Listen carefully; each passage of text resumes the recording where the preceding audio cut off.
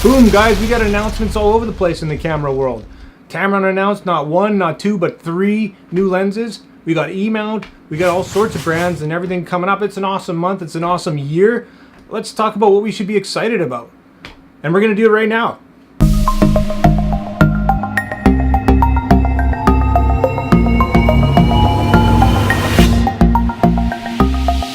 So let's jump right into the big news. Tamron announced 3 new lenses, and they're pretty cool. It's a step in the right direction, and I don't know why other companies, Sigma and those guys, aren't following suit. Diving in, I like this. The Tamron announces the development of 3 lenses. It's their own press release. I kind of like that third person. But anywho, jumping in, the most exciting for me and probably a lot of people is this 17-28 2.8. This fast lens. It's ultra wide, and this is going to probably be the same line as the wildly popular 28-75, of course, 2.8, and they've done so well on that. I think they haven't released a price on this guy, and I think they're just kind of waiting to see the reaction they get. And I think it's going to be pretty good because there's not a heck of a lot of competition. You've got the 16-35 Sony lens, which is a great lens. I own the lens. I use the lens. It's phenomenal, but you know, it's an f4. It's incredibly expensive, and I guess you get what you pay for. But in this case, they're making these lenses at such a great price, and they're offering a lot. And I think this one's going to be just a home run, I think. And if they keep this up, I'd love to see, of course, the 70-200 2.8. Somebody make one for an E-mount. We're desperately needing that, as well as an affordable, ultra zoom lens, something 150-600, or the 60-600. That seems like a phenomenal lens, but I want to see this on a Sony body. So somebody's got to step up and do that, and that thing would sell like crazy. So they've also announced this 35mm f1.4, which is a popular focal length, and it's very fast. I think this is going to be something pretty cool, though. These are also coming out for Sony and Nikon as well, which is great.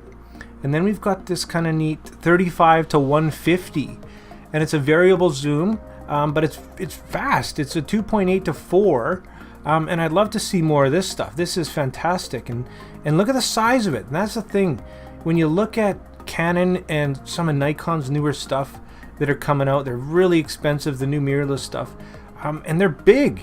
They're very, very big, but Sigma, their art stuff is pretty big, but Tamron, everything's kind of being compacted here, and that's the whole point of mirrorless, is to get a package that performs well, and it's also light and portable and a good size, and I think they really deliver here. So all 3 of these lenses, this is awesome. This is a big announcement, and it's exciting. This has been a fantastic year for technology and in all across the board. It's just great to see these companies coming out of the the woodwork and stepping up and making stuff like this. And especially for now, me, a Sony shooter, it's great to see some more lenses being added to the lineup that are affordable, and it's just fantastic. So let's look at the elephant in the room again, the Eos Rp. And I don't know. I'm kind of speechless with this camera because I don't know who this camera's for, to be honest. When the EOS R was announced, me and a heck of a lot of people were pretty let down. I didn't get it. I was a Canon shooter, and that was kind of the final straw that really made me switch to Sony.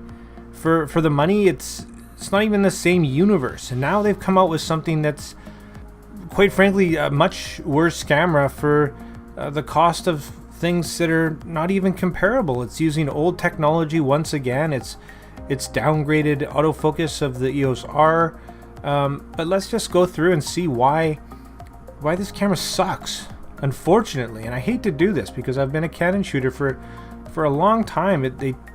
Firstly, they got rid of that nice little screen on top there to see what's going on. As far as the mount's concerned, it's the same mount as the EOS R, which means your lenses are going to be insanely expensive if you don't bring your old lenses, and you're going to need an adapter for your old lenses, of course, which production and also support is going to be dwindling in the next few years. And if we really get into the specifics of this camera, I don't get it. It's an older sensor. It's 26 megapixels.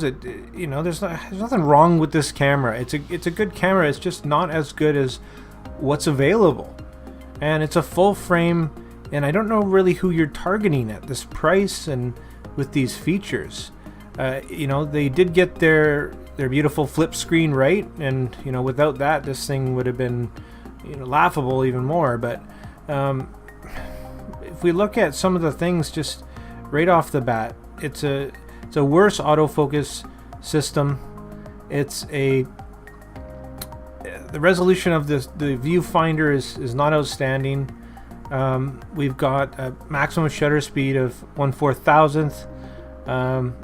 We've got 5 frames per second continuous shooting, and 4 if you want to use servo, which is just, I don't even know what to say to that. It's ridiculous in this day and age. So as far as movies concerned, or video mode, it does offer 4K.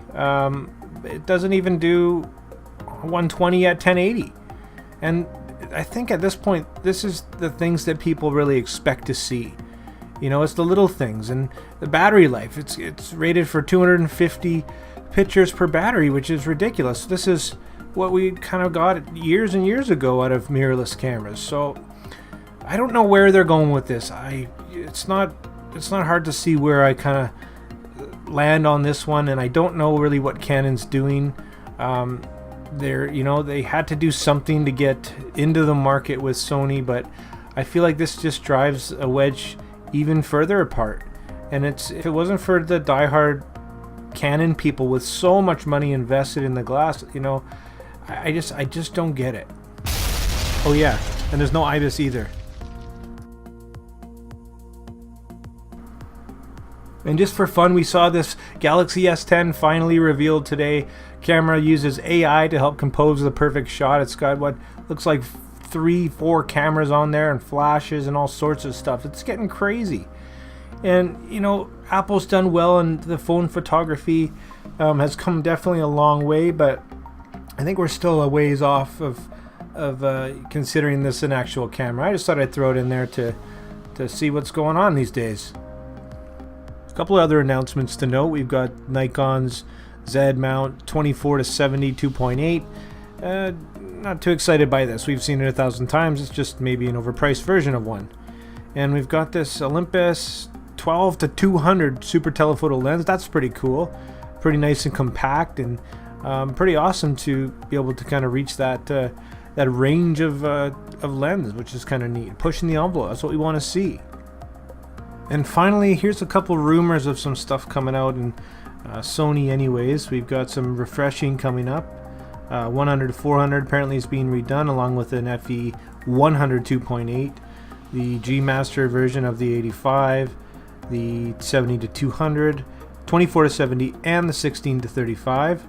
And then we've got some crazy big expensive telephoto stuff, the 600 f4 and the 500 f4 of course, and this beautiful which is going to be pretty awesome, 135 1.8, which is kind of neat. That's going to be one heck of a portrait lens. And then of course the rumors of the big 200-600, which is desperately needed, some native mount big telephoto zoom, like I've said a million times before. Well, that's it for this one, guys. Thanks so much for watching. That's just some updates on some news and whatnot from the last few weeks in the world of camera, and anything that I find relevant. And that's just my opinion on it, whatever it's worth, which is probably not much. But if you liked what you saw and you want to see more news, reviews, and tutorials, hit that like and subscribe button and press that little bell icon so you know when I post new stuff. I'd love to know what you guys think, what you're using, and what you plan on picking up. Drop that in the comments below. And like always, make mistakes, be yourself, and get out there and take some pictures. See you next time, guys.